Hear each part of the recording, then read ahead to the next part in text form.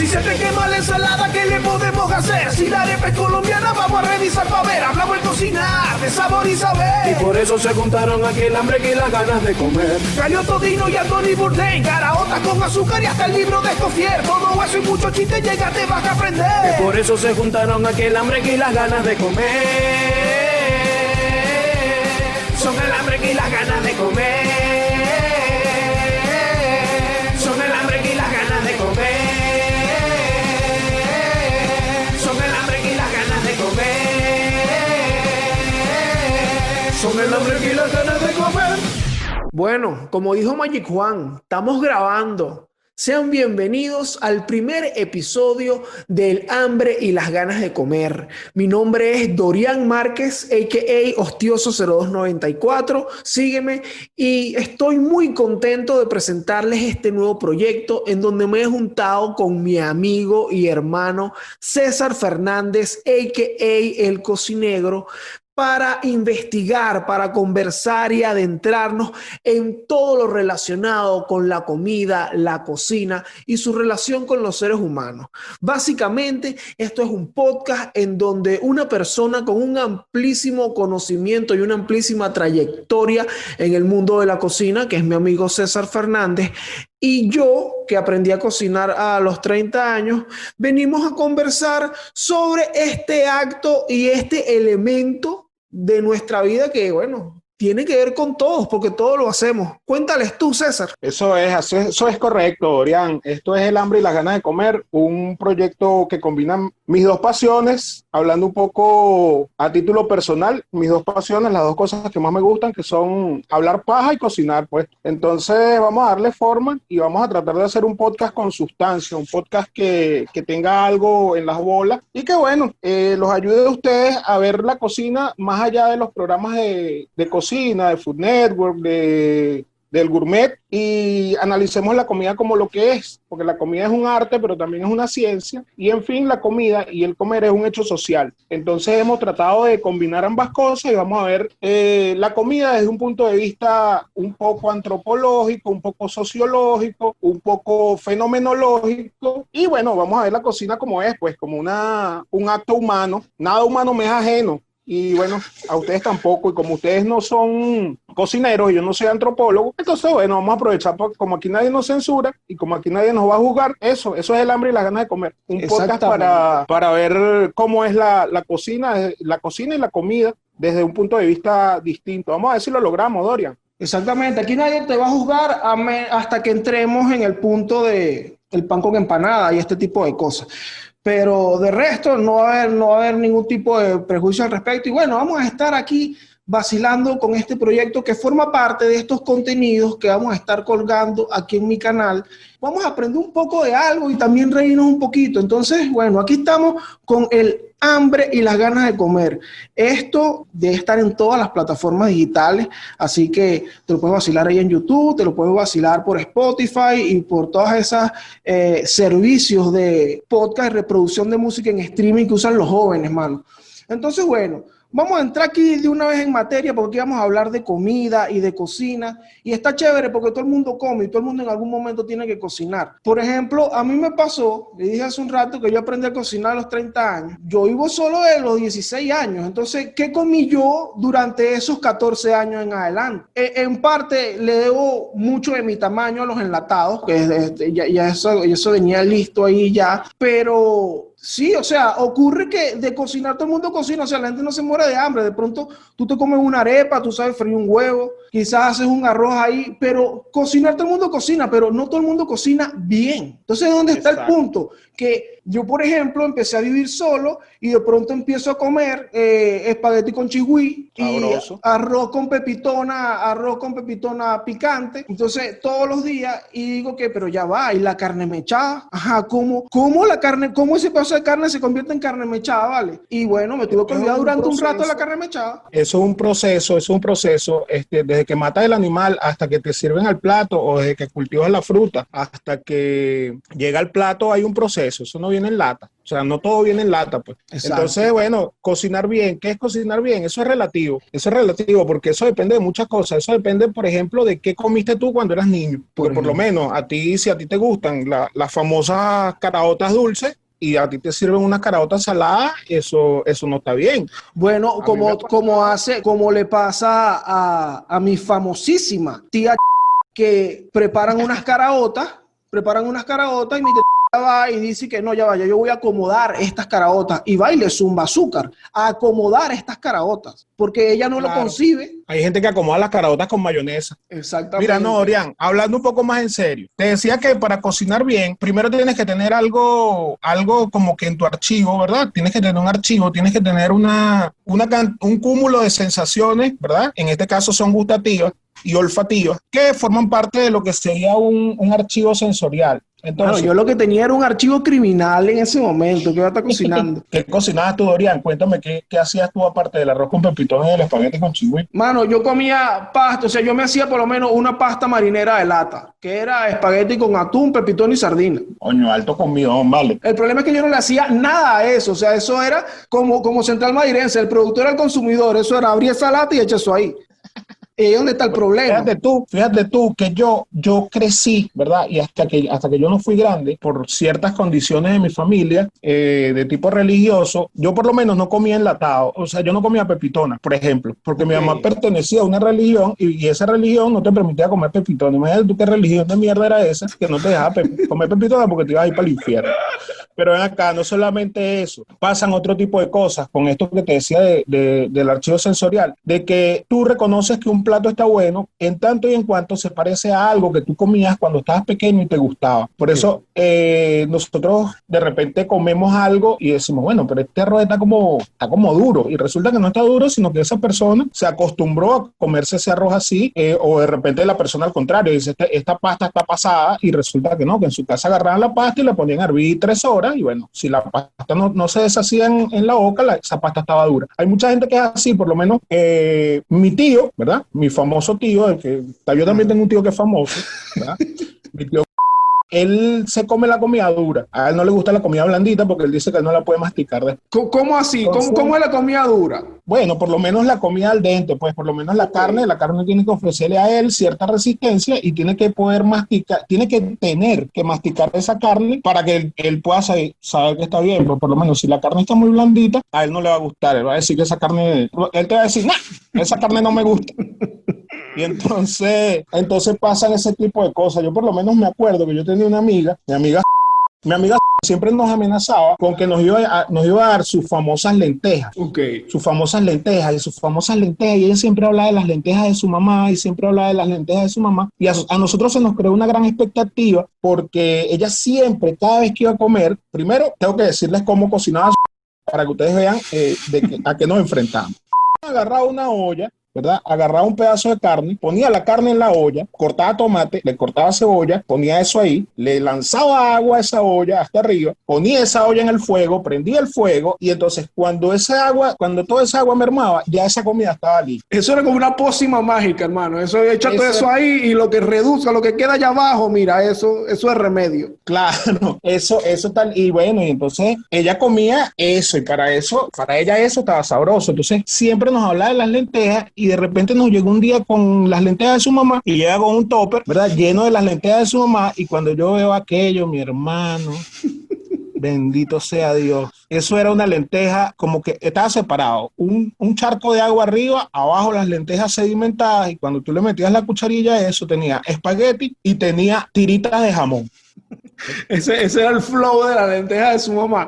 Esas eran las famosas lentejas de su mamá. Y entonces yo dije, con razón, esta señora, ¿verdad? Pone todos los ingredientes en una olla, la prende y cuando reduzca eso ya está. ¿Por qué? Para ella eso estaba bien. ¿Por qué? Porque ella se había criado comiendo ese tipo de comida, ¿verdad? De esa forma. Y tú no la puedes juzgar porque de repente, bueno, esa es la forma en la que ella se crió. O sea, sí la puedes juzgar, pero no puedes decirle que esa comida está mal. Entonces, ¿qué tenemos acá? Que comer la comida, cocinar bien o comer bien es una cosa cosa muy relativa y va directamente relacionada con la experiencia que tú tengas, ¿verdad? Con la experiencia que tú hayas adquirido durante tu infancia, durante tu adolescencia, o las personas que te cocinaron a ti. Si te criaste comiendo comida chatarra, comiendo hamburguesa, pepito y pizza y todas esas cosas, pues bueno, obviamente cuando te enfrentas a un plato de gente adulta, ¿verdad? Que te pongan frente a ti un plato de comida ya lista, elaborada, bien preparada, obviamente a ti no te va a gustar porque, bueno, son sabores que tú no reconoces como sabores agradables. En efecto, lo que ocurre con el tema de cocinar bien es que, bueno, es totalmente como subjetivo y que, bueno, si tú creciste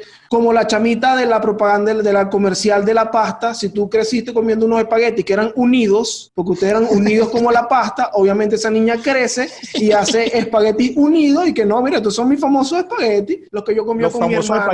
Los famosos espaguetis Rastafari, mano, que se hace como un dreadlock de pasta. Sí, bueno, entonces eso, que cocinar bien va a depender de un cierto número de aspectos, pero obviamente, como todo en la vida, como todo lo que es subjetivo, está bien que haya subjetividad. La belleza es subjetiva, tu equipo de fútbol es subjetivo, para ti tu equipo de fútbol es el más grande del mundo, es el mejor del mundo, es el más bonito del mundo, aunque sea una... Pero tú tienes que saber que hay ciertos parámetros con los cuales tú tienes que lidiar a la hora de poner ese tipo de esa comida en un renglón, pues, de lo que es cocinar bien, pues. Sí, tal cual, porque fíjate lo que ocurre con esto que estamos hablando de las lentejas de nuestra amiga. Estas personas crecieron, nosotros crecimos viendo cómo, bueno, nuestros padres, las personas que nos rodeaban, que nos alimentaban, preparaban las cosas. Entonces, el asunto también es cuando te enfrentas al mundo y te das cuenta de que ya va, pero esto no sabía así realmente. Yo tengo, por ejemplo, un ejemplo con el pasticho. Yo toda la vida pasé comiendo un pasticho. Si mi mamá me escucha en esto, mamá, no tengo nada en contra de tu pasticho. A mí me gusta tu pasticho porque fue el pasticho que yo crecí comiendo. Pero cuando yo salí a la calle y yo veo que ningún pasticho se parece al de mi mamá. Y no porque el de mi mamá sea un pasticho, wow, es que mi mamá es la única que sabe hacer pasticho porque la nona Gumerchinda le enseñó, no. ¿Por qué mi mamá hace un pasticho a que las personas juzgarían como raro, pues, como que, o que está mal? Entonces, un pasticho único, digamos. Es más, es un pasticho que juzgaría un conocido en común que tenemos que vende perros calientes. Saludo allá. Que es jugosito. Saludos, vale. Ojalá que te recuperes el COVID. Entonces, eso, pues, es jugosito. Entonces, cuando me di cuenta, no digo que ustedes no saben hacer pasticho. Pasticho bueno hace mi mamá, yo se lo voy a enseñar. Es un tema de que, por ejemplo, en mi caso y mi criterio fue que, chamo, pero ya va, ¿qué mundo es este? ¿Qué clase de pasticho es esto? ¿Qué está pasando aquí? Me pasó, por ejemplo, con la preparación de la carne molida, cuando empiezo a descubrir este mundo de cómo se convierten los pedazos de carne y de pollo en eso que uno se come. Yo toda mi vida en la casa, la gente que me rodeó, para hacer carne molida, hacían un jugo de aliño, tenían tomate, cebolla, ají, vaina en la licuadora. Licuaban eso, mano. Claro, licuaban eso crudo. Se licuaba eso, y después en la paila donde estaba la carne molida le zumbaban el jugo de aliño. Después y yo ese poco de espumita, ¿no? Exacto. Después, claro, al final eso queda como una carne molida normal, pero eso no sabe a lo que sabe la carne molida cuando tú sofríes el aliño, cuando tú lo haces con un sofrito. Claro, tú sabes con qué pasa mucho eso, Orián, y yo creo que a todos nos ha pasado, o por lo menos en el país de nosotros venimos, que es un país que no tiene tradición de vino. Eso pasa mucho, porque por lo menos, ¿cuál es el vino que conoce uno? Uno conoce la sangría, la sevillana, la malagueña, la sevillana. Y entonces tú crees, ¿verdad?, que cuando tú te tomas una copa de vino, eso va a ser dulce. Entonces tú te llevas a la muchacha para un restaurante y la muchacha quiere ser pipiris nice y te va a pedir una copa de vino. Y cuando ella sienta que los taninos le fruncen la boca, eso va a ser algo que ella le va a repugnar porque ella se está esperando que es algo que sabe más o menos al culé, pero que rasca. Exacto. Pero no, amiga, el jugo no, el vino no sabe a culé, el vino sabe a vino, pues, y hay ciertos componentes ahí, están los taninos que son astringentes, que te hacen que la boca se te frunza, es un sabor ácido. Es verdad, bueno, y es verdad que en Venezuela te dicen, mira, ¿y no quieres un vinito? Y te sirven una caroreña. Claro, es así. Bueno, a mí me han dicho, yo no conozco Venezuela, yo nunca he estado ahí.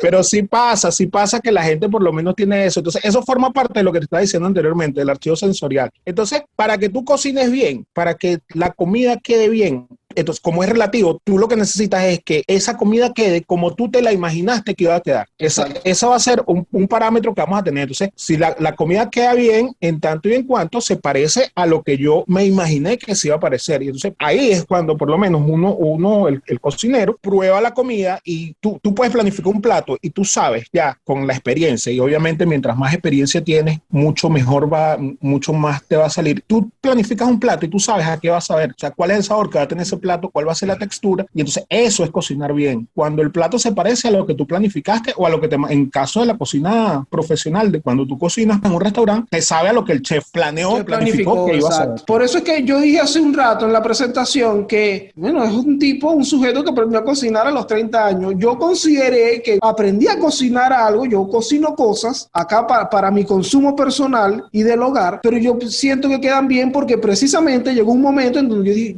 pero este pastel de Chucho debería saber a aquel pastel de Chucho, ¿cómo yo logro esto? Entonces uno empieza a ver los ingredientes y coño, esto sabe a lo que yo estaba pensando. Mira, este asado negro me sabe a ese asado negro que yo tengo de referencia en mi cabeza, claro, que es alto asado negro, pues. Claro, bueno, ahí es donde estamos entonces entendiendo qué es cocinar bien. También ocurre que es un poco relativo porque tú vas a hacer unas lentejas y lo que te imaginas son las lentejas con tiritas de jamón y pasta. Que no es una imaginación horrible. Si tú te imaginas eso, tú no deberías imaginar cosas, hermano. Tú deberías tomar una pastilla que te quite la imaginación y no te imaginas tanto esa vaina. Entonces, para cocinar bien, Dorian, tú necesitas... ¿Qué necesito? Exacto, eso yo. Ajá. Vamos a ver, ¿qué necesitas tú para cocinar bien? Bueno, ya hablamos. En primer lugar, tú tienes que tener una base. Tú tienes que tener un archivo sensorial. Tú tienes que tener una cantidad de referencias gustativas que te permitan a ti hacer el plato, o sea, planificar un plato y que te quede de buena manera, pues que sea sabroso. En segundo lugar, necesitas hambre. Obviamente, para cocinar bien necesitas hambre, necesitas la necesidad de comer, pero eso ya como por default, pues, o sea, todos necesitamos comer y todos en algún momento tenemos la voluntad de aprender a comer o de comer, pues. Entonces, con el desarrollo y bueno, cuando te mudas solo, cuando haces un hogar o cuando te vas a algún sitio, ¿verdad? Tú esa voluntad la transformas en necesidad, entonces ya tienes tres cosas: el archivo sensorial, la voluntad y la necesidad. También necesitas ciertas técnicas. Tú hablabas hace rato, hablabas de lo del jugo de aliños, ¿verdad? De licuar los aliños y soltárselos a la carne. Eso de manera profesional no va, porque tú necesitas una cantidad de técnicas, que no son técnicas que se inventa el cocinero, son técnicas que se inventaron los franceses hace cientos de años, y se inventaron los indígenas hace miles de años, y se inventaron los negros hace miles de años, ¿verdad? Y esas técnicas de cocción son las que te permiten a ti llevar a cabo un plato, pues realizar un plato que quede bueno, que quede con un agradable sabor. Entonces, las técnicas repetidas, ¿verdad? Las técnicas repetidas hacen que tú, como dicen por ahí, las cures. Entonces, esa repetición te va a generar como que una experiencia, ¿verdad? Y ahí tú te vas a convertir en un cocinero experto. Entonces, la repetición de una técnica se hace un hábito. Entonces, por eso que tú ves que un cocinero corta siempre los vegetales de una misma manera. Agarra el cuchillo de una forma, se lava las manos cada cierto tiempo, coloca un paño debajo de la tabla de cortar, no corta en el aire, ¿verdad? Esas son técnicas que él ha aprendido y que de tanto repetirla, se convierten en un hábito. Y ese hábito, bueno, te crea a ti la estandarización de una receta y la realización de una receta que siempre la vas a realizar de la misma manera, y por eso es que cuando tú elaboras un plato de la misma manera, siempre te va a quedar bien. Por último, tenemos que tener el mise en place. Tú tienes que tener todo lo que vas a necesitar para cocinar. No es que tú estás haciendo tu carne molida y tú vas a licuar tus vegetales y tú dices, ay, pero yo no tengo la licuadora. ¿Cómo coño vas a licuar tú los vegetales si no tienes licuadora? Bueno, entonces tú en ese momento sales, subes, tocas la puerta del vecino, le pides una licuadora, va, y cuando baja, la carne molida se te quemó. Entonces, no, eso no puede pasar. Tú tienes que organizarte. Para eso las recetas son recetas, y las recetas tienen una lista de ingredientes. La receta se divide en dos partes: la lista de ingredientes y el modo de preparación. Entonces, si tú tienes tu lista de ingredientes completa, no te va a ocurrir que la comida no te quede bien porque te falta, ay, mira, me faltó el ajo, o me faltó la sal, o me faltó tal cosa. No, porque tú tienes que tener tu mise en place listo, tus cuchillos, tu tabla, tu cocina, cocina, tus pucheros, los sartenes, las ollas, todo eso forma parte del mise en place, que es lo que te va a ti a llevar a realizar una receta de buena manera. Fíjense, hasta aquí estamos manejando, coño, qué bueno el hambre y las ganas de, cuando se junta el hambre y las ganas de comer, dicen que pasa,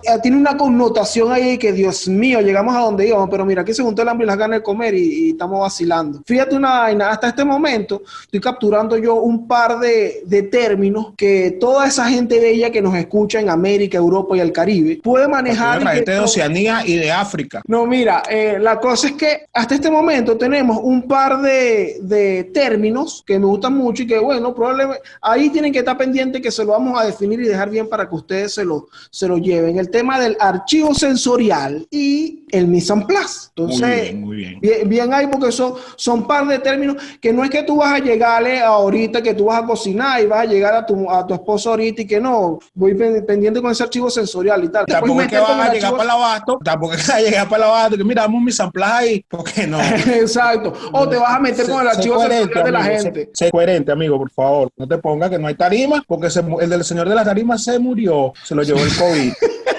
Mira una vaina, aquí hablamos entonces que para cocinar bien, tú me estás diciendo que yo necesito manejar una determinada técnica porque, bueno, por supuesto que hay unas formas establecidas de hacer las cosas. No es que tú tienes que ser un profesional de la cocina, por ejemplo, hay una manera de hacer un sofrito y todos hacemos un sofrito. Y hay una manera de tú hacer, no sé, una crema de chamel. Entonces hay una serie de procesos que haciéndolos constantemente, claro, tú haces una arepa todos los días y a ti te queda redonda si tú haces una arepa todos los días. Entonces eso generas ese hábito y obtienes esas técnicas ya, esas habilidades, esa pericia para cocinar bien. Pero ¿qué ocurre? Que esto de cocinar bien, por ejemplo en mi caso, que yo siento que, bueno, tengo mis famosas lentejas, tengo mis platos emblemáticos famosísimos en casa, pero el asunto es cuando ocurre esto. Coño, qué buenas tus lentejas, ¿vale? Tú deberías vender lentejas. No, tú no deberías ponerte a vender lentejas, amigo. Ajá, ve. Porque Coño, no. qué bueno esos sándwiches que tú haces, ¿vale?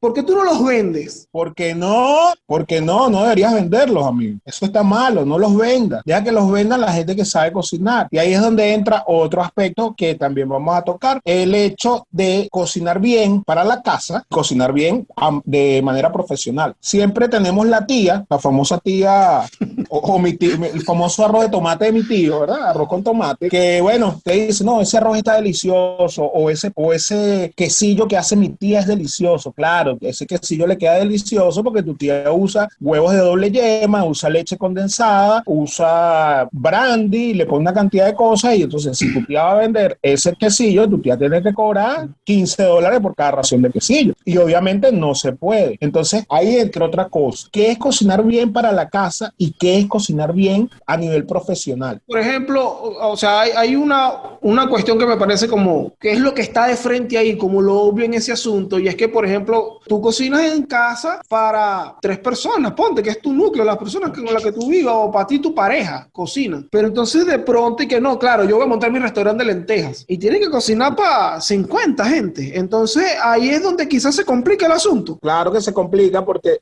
por lo menos en la casa tú de repente puedes decir, bueno, yo voy a hacer la famosa lenteja y yo me voy a gastar en un plato de lentejas, me voy a gastar $30 en ese plato de lentejas. Y tú dices, bueno, mañana comeremos pan solo porque, bueno, me gasté los $30 que tenía de presupuesto para esta semana o $100 que tenía de presupuesto para esta semana, me lo gasté en las lentejas de ese día. O de repente un día te pintó hacerte una parrilla y, bueno, te botaste la casa por la ventana, te compraste tus 3 kilos de carne, compraste 2 pollos, una cantidad de embutidos, chorizo, morcilla, y tú hiciste tu parrilla y, bueno, te quedó tu parrilla sabrosa. Pudiste comer parrilla 2 días seguidos porque, bueno, te quedó de un día para otro. A nivel profesional, tú tienes que mirar muy bien varias cosas y una de las cosas más importantes que tienes que mirar son los costos. ¿Cuánto te cuesta un plato y en cuánto lo vas a vender? Eso es importante porque esa es la única forma en la que tú puedas saber, ¿verdad? Proyectar que tu restaurante o que tu casa de comida o tu carrito de perro caliente o el sitio donde tú vas a vender comida tenga resultados. ¿Qué necesitas para eso? Bueno, lo primero que tú necesitas para eso es estandarizar las recetas. Tú tienes que saber qué cantidad de ingredientes lleva cada preparación y cuánto te cuesta a ti elaborar cada preparación y cuánto puedes sacarle tú de ganancia a cada preparación una vez porcionada. Ahí es donde tú te das cuenta que probablemente tus lentejas quedan criminales porque tú le lanzas 3 chuletas y para vender de verdad no le puedes lanzar 3 chuletas a tu plato de lentejas. Obvio no, porque se te quebraría el restaurante. Si tú, por lo menos tú haces una receta y tú, bueno, esa receta lleva 2 litros de vino y tú le lanzas 2 litros de vino a esa receta para que coman 6 personas, entonces si tú necesitas que coman 60 personas, ¿cuántas botellas de vino vas a necesitar? Entonces ya entra el tema de la experiencia y entra el tema de el restaurante exitoso es un restaurante que da ganancia, así de fácil. O sea, tú no te puedes poner con eso de que no, yo no le pongo cubito a la comida. No, señora, a la gente le gusta el cubito. En la mayoría de los restaurantes a la que usted vaya, así el chef sea un tipo muy... No, eso va a llevar una cantidad de ingredientes. Lleva su cubitazo ahí, mano. Claro, mano, eso lo decía Bourdain. Bourdain siempre cargaba 2 cubitos bajo la manga. Porque eso le gusta a la gente, porque el glutamato te abre las papilas gustativas y hace que la comida, pues, uy, qué rico, cómo está rico es. Claro, si tiene salsa de soya, si tiene mostaza, si tiene cubito, tiene una cantidad de cosas que están diseñadas por el señor Nestlé para que a ti te parezca que eso está delicioso. Porque tú sabes que, hablando de esa vaina del cubito, el otro día yo nunca había entrado a Reddit y yo ingresé a Reddit y vi un hilo en la sección cooking, en la sección de cocina, y alguien decía como que dejen aquí los trucos que ustedes usan para cocinar. Y el truco que dejó esa persona fue, cuando vayan a hervir el agua para la pasta, zúmbenle 2 cubitos. Y eso queda increíble.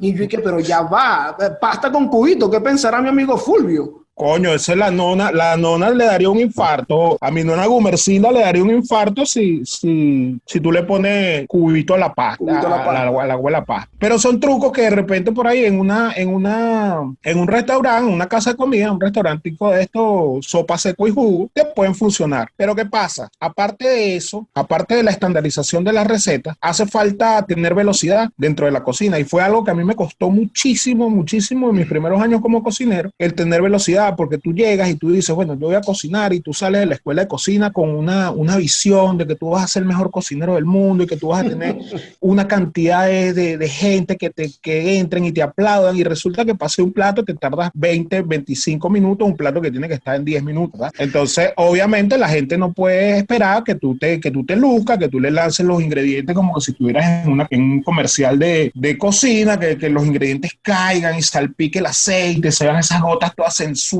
que se ve así y que brillen no, amigo, eso no es así. Allá afuera hay gente, ¿verdad? Allá afuera tienes 5, 6, 7, 12, 15, 25 personas con hambre para comer. Claro, tienen hambre, mano. Entonces tú no te puedes dar el lujo de tomarte tu tiempo. Tú no te puedes tomar tu tiempo, simplemente no te puedes tomar tu tiempo, y ahí entra lo que hablábamos anteriormente. Tienes que tener el mise en place, tienes que tener todo listo, todo cortado, todo medido, todo pesado, porcionado, para que cada plato, cuando te pidan, cuando del salón te entre un plato, te entre una comanda, ¿verdad? Que te pidan un plato de comida, ese plato de comida dentro de la receta, y dentro de esa estandarización de la receta también va el tiempo que pasa entre que la comanda llegó a la cocina y el plato llegó a la mesa, ¿verdad? Hay un tiempo mínimo y un tiempo máximo. ¿Qué pasa? Tampoco lo puedes sacar a los 2 minutos, porque el comensal se va a dar cuenta que eso ya lo tenías tiempo ahí y te va a decir, bueno, mano, ¿qué pasa? Lo acabo de pedir, esa comida ya estaba servida ahí, está dando comida bien. Pero tampoco te puedes tardar media hora para darle un plato a un comensal. ¿Qué pasa con el tema entonces de, oye, pero qué buenas lentejas las tuyas, deberías venderlas? Sí, bueno, tus lentejas son muy buenas, pero lo que ocurre es que entre hacer las lentejas para el consumo personal y el consumo en casa,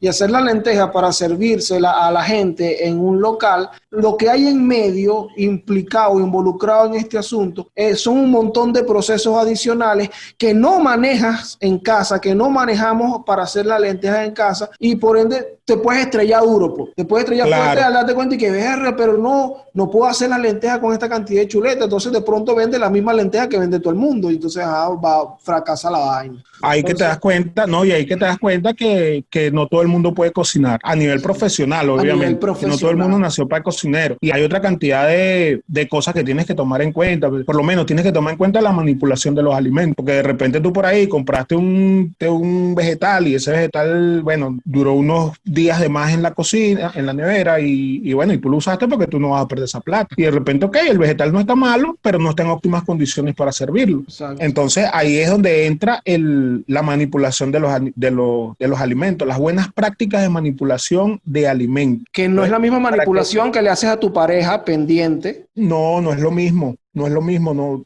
A tu pareja la puedes manipular por los alimentos. Puedes decir, bueno, si te portas bien, te voy a hacer las lentejas. Entonces ahí ya la estás manipulando de alguna forma. Entonces, ¿qué pasa? Que tú tienes que respetar algo que se llaman características organolépticas de los alimentos. Irrigación. Estas características son, sí, eso se tiene que respetar y eso tiene que ir, te pongo un ejemplo, como en la escuela nos decían, el agua para su consumo tiene que ser, ¿cómo? Inodora, Ajá. e insabor. El agua no puede oler, no puede tener color, tiene que ser transparente 100% y no puede tener ningún olor y ningún gusto. Bueno, así mismo pasa con... ¿A qué tiene que saber la cebolla? La cebolla tiene que saber a cebolla. La piña tiene que saber a piña. Y no puede ser que a ti te dan un vaso de jugo de piña y te sabe a cebolla. ¿A ti te ha pasado alguna vez, Dorian? Que le dé un jugo de piña y sabe a cebolla. Sabrosito, mano. ¿Sabes por qué pasa eso? Porque de repente usaron el mismo cuchillo para cortar la cebolla y con ese mismo cuchillo cortaron la piña. O de repente ni siquiera eso, de repente cortaron en la misma tabla. O no se lavaron las manos a la hora de agarrar la piña después que agarraron la de cebolla. agarrar la piña. O licuaron los aliños primero, ¿verdad? Para hacer su carne molida y después licuaron la piña. Entonces, esas son prácticas de manipulación de alimentos. Pero fíjate algo, en las características organolépticas, entonces, según lo que entiendo de eso, es que son exactamente todo este grupo de características, de aspectos intrínsecos de ese alimento, pues, o sea, la manzana es roja y tiene que lucir así, tiene que oler así. El queso sabe de esta manera y si sabe, claro, y si se madura o algo así. Pasa que también hay otra cosa, que cada alimento y cada cultura trata el alimento de una forma distinta. Claro. Por lo menos aquí en el país donde yo me encuentro, la gente come muy bajo de sal, muy bajo de sal y no les gusta el picante. Okay. Entonces hay gente que por ahí tú le pones pimienta a la comida y esa gente va a decir, esto está picante. Y de repente tú se la sirves a un mexicano y el mexicano te va a decir que eso está desabrido justamente porque no tiene picante. Entonces ves cómo se combinan varias cosas. Ahí tienes tú el archivo sensorial de la gente y tienes el acervo cultural del sitio donde tú te encuentras y de cómo esa cultura, ¿verdad? Cómo ese grupo de gente, cómo esa sociedad asume el hecho de comer. Entonces, por lo menos con los quesos, a ti te ponen un queso de esos que tiene gusano y tú dices, no, mano, eso tiene gusano, yo eso no me lo voy a comer porque eso está dañado. Pero obviamente eso no va a ser un queso de mano, ni va a ser un queso guayanés. Eso es un tipo de queso, ¿verdad? Que, bueno, ciertas culturas en cierta parte de Europa decidieron que, bueno, que esos gusanos son sabrosos y, bueno, esos gusanos son gusanos 100% de queso. Porque como somos lo que comemos y esos gusanos han comido queso durante toda su vida, esos gusanos son queso. Ah, ¿qué tal? Porque fíjate, ya que tiene que ver con el tema de que precisamente cómo trata cada cultura y cada región ese tipo de alimentos. Yo tengo una anécdota con respecto al queso y con respecto a una palabra que ha invadido mucho el tema de la gastronomía y de la comida, que es la palabra artesanal. Entonces, claro, todo lo artesanal tiene como un sabor. Por ejemplo, la cerveza artesanal tiene un sabor totalmente como distinto a lo rústico. Exacto, industrializado. Pero entonces ocurre que yo en algún momento de mi vida vendí arepas en un puesto del centro comercial. Ahí estaba atendiendo el puesto de arepas. Y ocurre que había un queso que está allí, que bueno, se habían vendido muy pocas arepas de ese queso. Entonces el dueño del sitio llegó y dice, oye, ¿y el queso no se ha vendido? No, yo le digo, no, y el queso se está pasando, pues, porque ya estaba como maduro. Estaba violando los derechos humanos de la demás arepa, mano. Estaba violando los derechos humanos de los otros quesos. Bueno, y el tipo dice, oño, ¿verdad que sí, vale? Está como pasado, pero es lo que vas a hacer. Vas a sacar una promoción, vamos a hacer una promoción con esa arepa y vas a decir que ese es un queso artesanal. Mierda. Que a ti te trajeron del llano, ¿vale? Un queso artesanal. Coño, y que, verga, yo le voy a echar esa verga a la gente. Bueno, y arman la promo. A una que otra gente pidió su arepa de queso artesanal y tal, pero el carajo llega la semana siguiente. Viene, revisa el queso. Coño, no se ha vendido el queso y tal. Mira, ahí está enterito. Va y lo prueba y el carajo, o sea, ya el queso tiene una semana más de pasado y lo prueba y exclama, oye, está más artesanal que nunca. Qué hijo de puta. Coño, entonces, ok, aquí, fíjate, ese queso se estaba pasando, pero este sujeto, el dueño de este sitio, le dio el tratamiento artesanal. Claro, ahí entra otro aspecto, ¿verdad? De lo que es la cocina profesional, que la cocina profesional es muchísimo, o sea, muchísimo de la comida artesanal, de la comida profesional tiene que ver con, como llaman acá, el chamullo, pues, con la charla, con la parla, con lo que tú le des el nombre que tú le des al plato para que la gente diga, wow, panas, mira, me estoy comiendo una espuma, un aire de queso sobre torta de maíz tierno, dulce, a la plancha en su jugo. Mano, pero eso es una cachapa. Ok. Entonces, ve, ahí los falsos. Yo cuando yo estaba allá en el país ese, durante mucho tiempo, ya en mi última etapa en ese país, era mucho falso, ¿verdad? Entonces trabajábamos que sí, con falso risotto, falso asado, falso no sé qué. Como el entonces, pan de jamón con yuca. como el pan de jamón con yuca, exacto. Ese pan de jamón no era pan de jamón con yuca, era pan de jamón de yuca. Entonces un día llegó una cocinera con mucha experiencia, ¿verdad? Y también bien charlera, y ella se inventó un rollo de yuca, ya era la época de diciembre, ella se inventó un puré de yuca, y ese puré de yuca iba enrollado, y dentro iban tiritas de pimentón, de zanahoria, de cebolla, una especie de guiso de vegetales que iban enrollados, ¿verdad? Y tenían uvas pasas y aceitunas. Y entonces, bueno, nada, ella hizo eso, lo enrolló, lo metió al horno y eso salió. Entonces, ¿qué dijo ella? Mira, esto sabe igualito al pan de jamón. No, amiga, tú me vas a disculpar, pero eso puede que esté sabroso, aparte de una cosa súper ordinaria, puede que alguien lo considere sabroso, eso puede que tú lo pongas en la mesa como falso pan de jamón, ¿verdad? Pero eso no sabe a pan de jamón. El hecho de que tú te hayas inventado una receta y que hayas tratado de sustituir una cosa por la otra, no te da derecho a ti a decir que eso sabe igual. Eso es como las alas de mi plato vegano favorito, son las alas de pollo de coliflor. El huevo frito entonces, que es yogur con un pedazo de durazno arriba. Ajá. Eso no es, mano. Eso no es.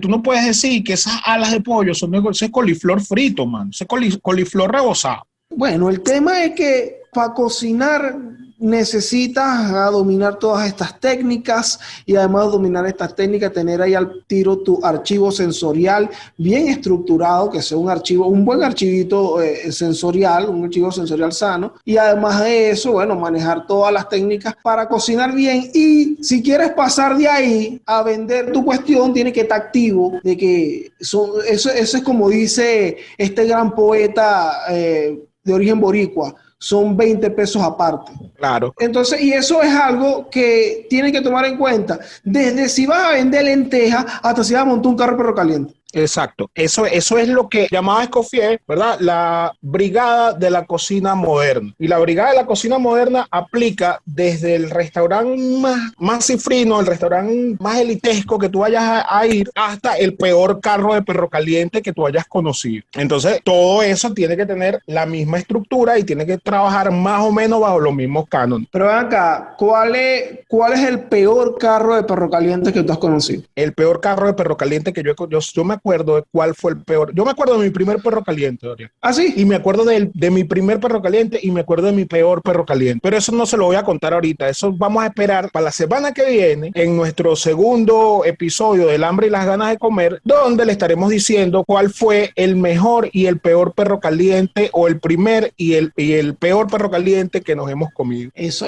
va a estar bueno. Eso va a estar bueno, panales. Entonces, bueno, aquí llegamos al final de este episodio, de este primer episodio de este proyecto que pretende abordar la comida desde este punto de vista y de esta manera, en cómo se dieron cuenta aquí a lo largo de todo esto. Si les gustó, panas míos, denle like, suscríbanse allí al canal, búsquenlo por todas las plataformas digitales, todas estas cosas que tienen que hacer para generar esa base de seguidores que necesitamos, panas, para el hambre y las ganas de comer. Necesitamos que nos sigan, porque en este momento este podcast tiene menos recursos que Andreuti, pero tiene el mismo corazón. Buen provecho, mi gente, y recuerden que el que come callado come 2 veces. Epa, ya va. Que Dorian y César se creen los hermanos rusos. Y aquí también hay escenas postcréditos. Antes de que se vayan, les traemos el glosario, en donde vamos a estar definiendo algunos términos que se usaron durante el episodio. Los de hoy son mise en place, mise en place. Se puede traducir del francés como poner en su lugar, y se refiere al conjunto de tareas orientadas a organizar y ordenar los ingredientes e implementos necesarios para realizar cualquier preparación. Archivo sensorial. Es el cúmulo de información retenida por la memoria sensorial sobre las impresiones y sensaciones que tenemos producto de un estímulo. Características organolépticas de los alimentos. Se refiere a las distintas propiedades percibidas por los sentidos, como el sabor, el olor, la textura y el color. A través de ellos podemos determinar el estado de los alimentos. Bueno, ahora sí, suscríbete y dale like, que ya me di cuenta que no lo has hecho. Chao.